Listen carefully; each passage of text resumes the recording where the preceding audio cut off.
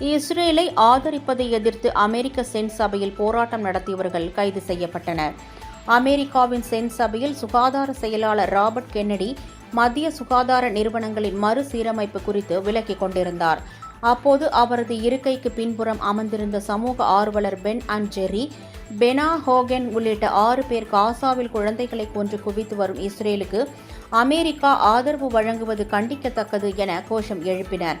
இதையடுத்து அவர்களை காவல்துறையினர் குண்டுகட்டாக தூக்கிச் சென்றனர். இதனால் செனட் சபையில் பரபரப்பு நிலவியது. பெனா கோகன் உள்ளிட்டோர் குற்றவாளியாக அறிவிக்கப்பட்டால் அவர்கள் 90 நாட்கள் சிறை தண்டனை, $500 அபராதம் செலுத்த வேண்டியிருக்கும் என்று கூறப்படுகிறது. பெனா கோகன் ஏற்கனவே கடந்த 2023ஆம் ஆண்டு விக்கிலீக்ஸ் இணை நிறுவனர் ஜூலியன் அசாஞ்ச் சிறையில் அடைக்கப்பட்டதற்கு எதிர்ப்பு தெரிவித்து போராட்டம் நடத்தியதற்காக கைது செய்யப்பட்டிருந்தார் என்பது குறிப்பிடத்தக்கது.